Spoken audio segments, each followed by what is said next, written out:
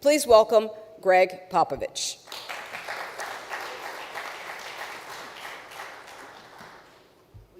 How you doing, Pop? Hi, how you doing?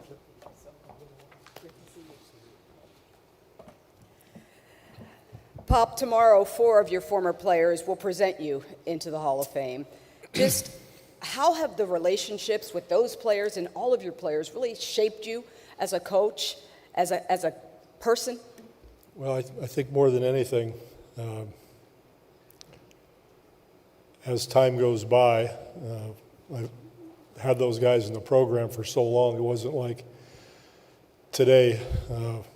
I feel sorry for the college coaches who got one and done, and before that 2 and done, and all that sort of thing. I get to know them for a very long time, and get close to their families, their children.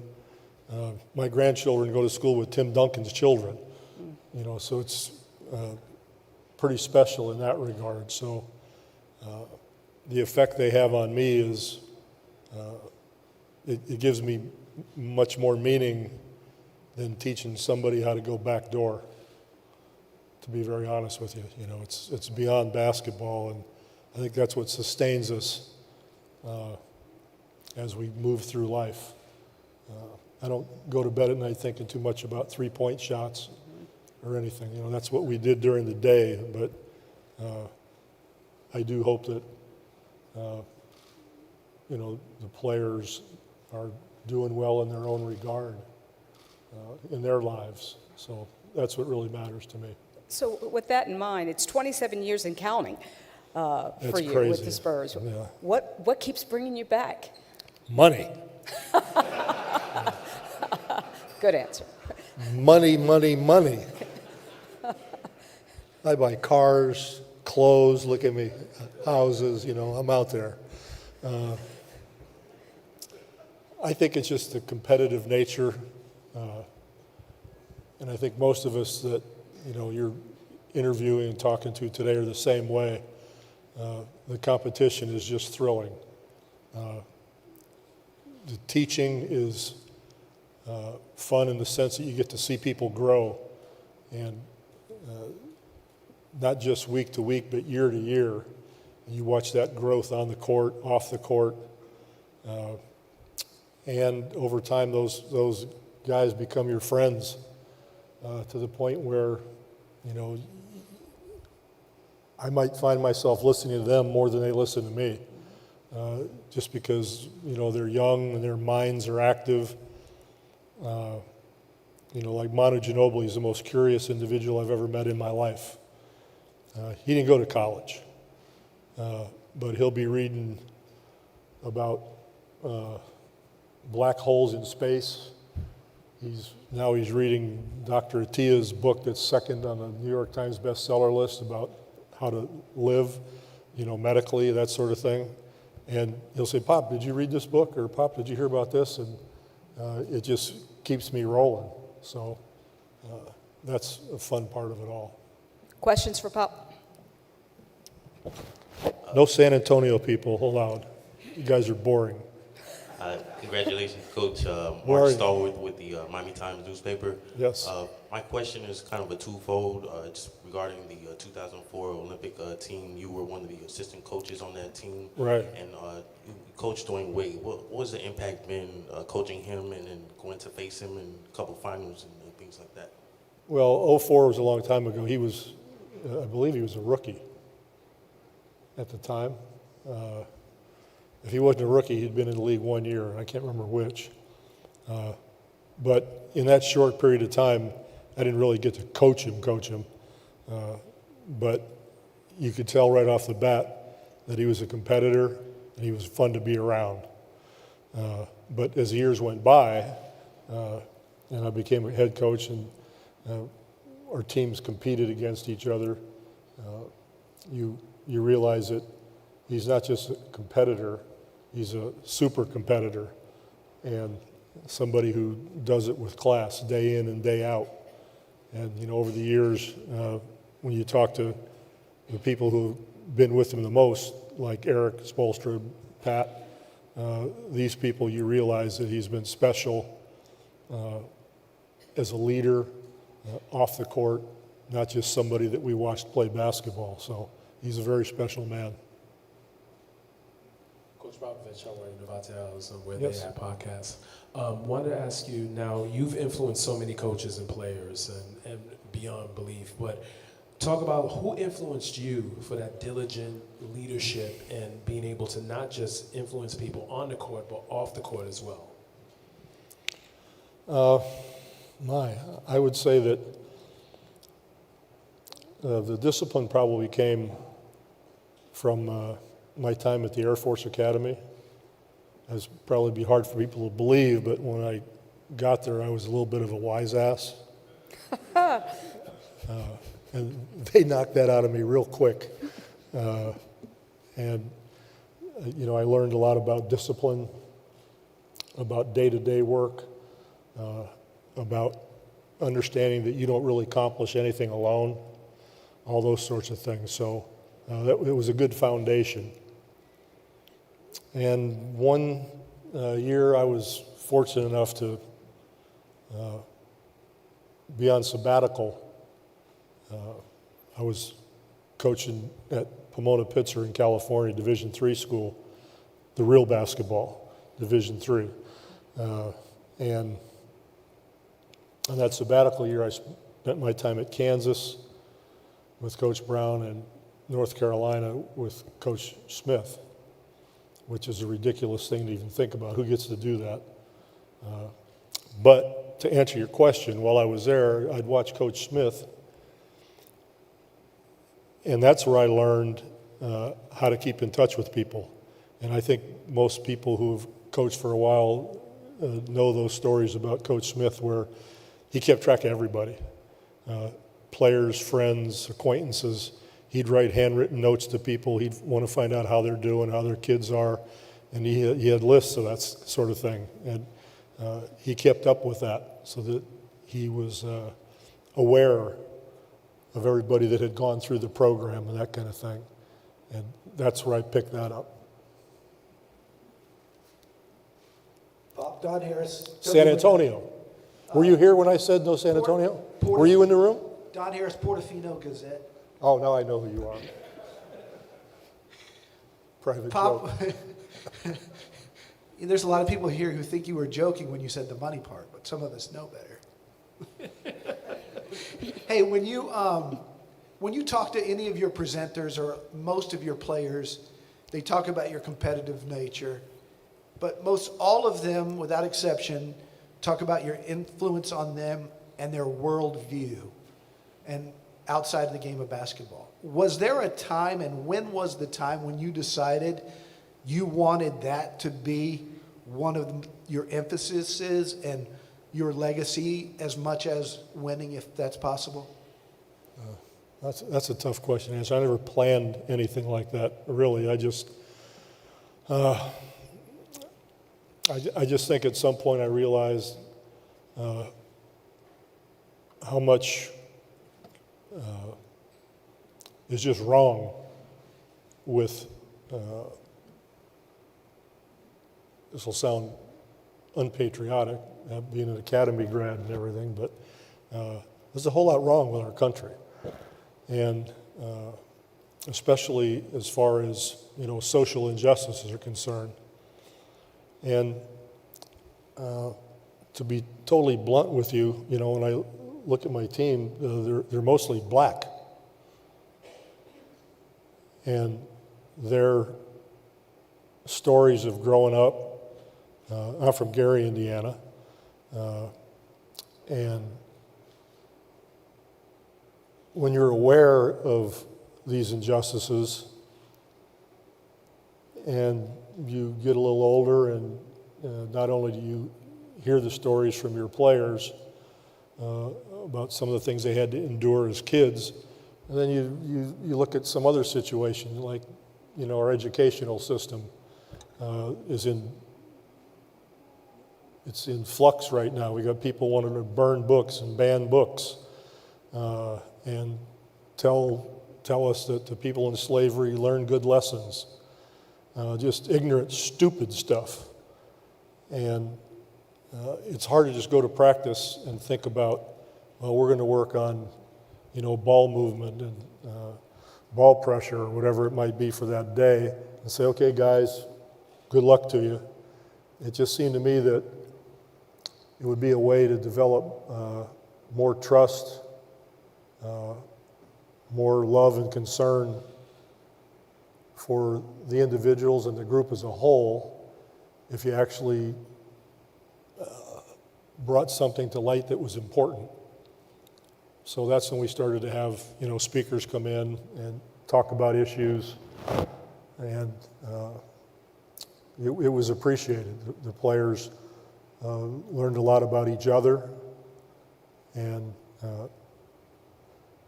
it made me feel, I guess, like I was doing something that was more important than just basketball. Yes, sir. Right here.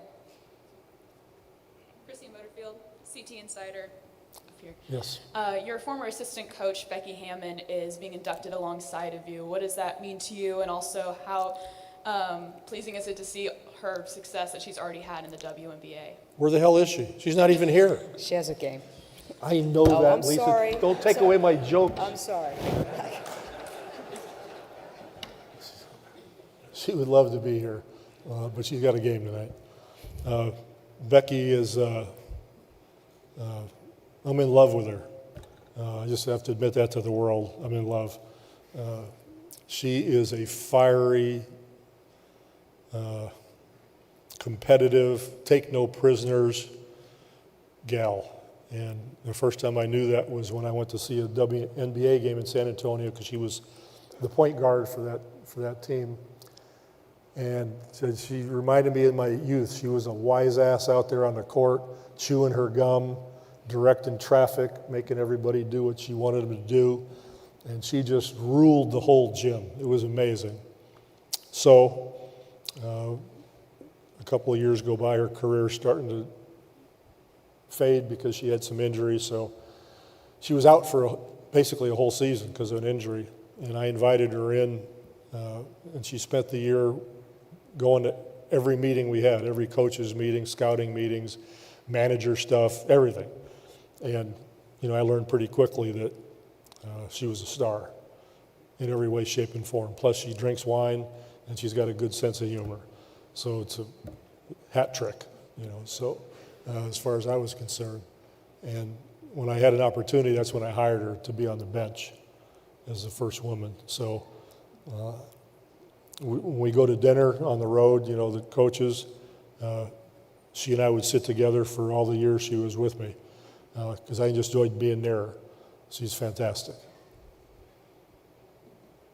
Yes, sir. Back in your early Spurs days, I know you. Bradley. in your early Spurs assistant days, you guys had Zarko, Pospai, and I was thinking about that this morning.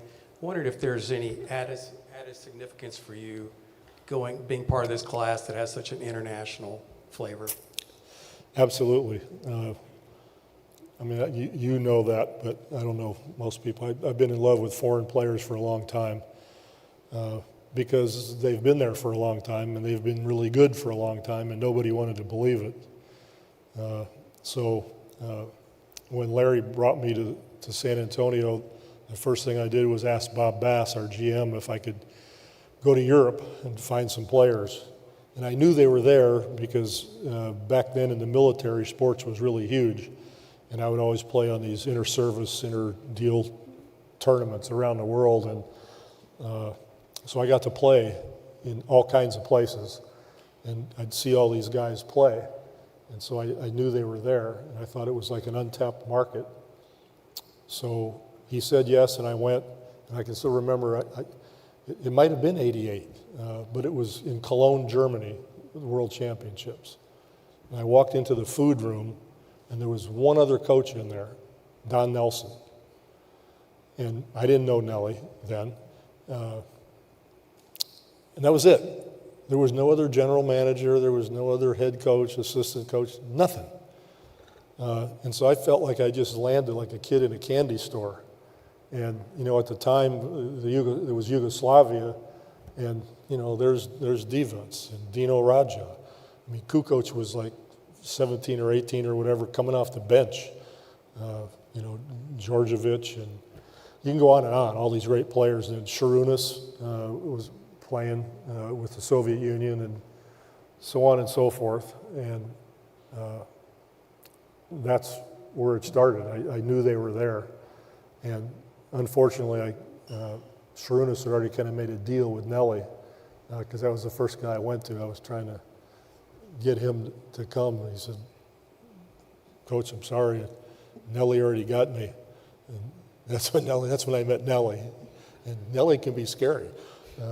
So he came over, and there were a couple guys that came over before that, Volkov in Atlanta and that kind of thing. But it was just a prejudice where you'd always hear from people, oh, they don't play defense, they won't matriculate well socially, they won't like it here, they're going to go right back home. I guess that's probably true with, somebody, and we were all different. But obviously it was the right way to go. And so to see, Pau here and Tony here, when I was with Tony, he was 19 years old when he came in. And see Dirk, obviously, it's a lot of fun. Here? Yes. Greg, to your right. Right. Jason Leisure with the Chicago Sun-Times. You'd mentioned Dwyane Wade earlier. Tony was talking about the back-to-back finals where you played them. What did you respect most about him as an adversary when you were going against him at the highest level of those 2 years? He would do whatever needed. I knew he'd do whatever he needed to do to win a basketball game. It could be making a steal, getting an offensive board, making the right pass, but he's just such a complete player that he's not a shooter, he's not a rebounder, he's not just a passer, he's not a defender, he's all those things. And you knew that at some point could come back to bite you because he'd always do the right thing. And when you add, a competitive spirit that he has, it's what makes him so special. Yes, One sir. last question for Pop. Hey, Pop, you've talked a lot over the years about the benefits of having different people around, different ideas, different personalities. At first glance, you and Tony have very different personalities. I'm wondering how you think you improved each other, what you learned from him, what he took from you. I learned nothing from Tony. I just told him to get his ass in gear and do what I told him to do. And his good fortune was that he listened and he did it and he's here. I'm taking all the credit. Screw him. And you can tell him I said that. Do I have to answer maturely now? If you want. You never did with me. Yeah. I tried, Lisa, come on.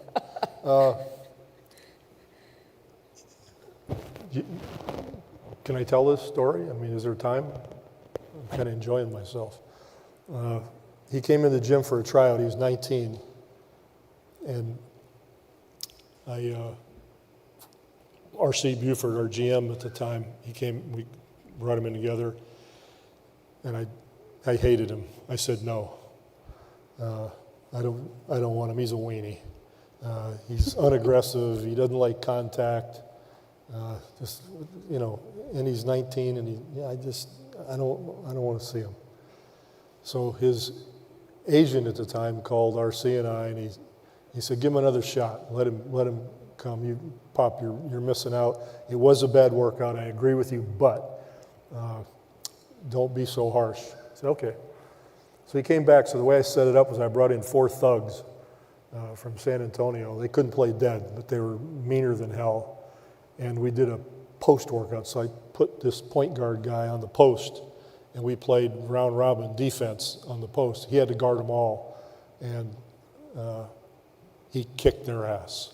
And he just showed me that I was totally wrong, that I had totally misconstrued what I saw with my own eyes, and we brought him.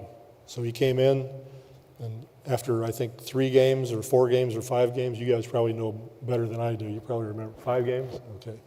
I gave him the ball. I said, you're in charge. And I decided that because of what he'd done in that workout and what I saw in training camp, that he'd either I'd throw him in the frying pan, he'd either come out of it or he'd croak. But I had a pretty good notion that he'd come out of it pretty good because he really wanted to stick it to me in that second workout, which he did. And the rest is history. He's in the Hall of Fame. He was a great student, very competitive, and what I liked the most is if I was on him too much, he would let me know, and I was on him a lot. But he communicated, and he's highly intelligent, and he'd say some things sometimes when I knew I was unfair, and it would bring me back to where I needed to be as a coach. So he's very special to me. Thank you, Pop. Thank you. Congratulations. Take care. Thank you.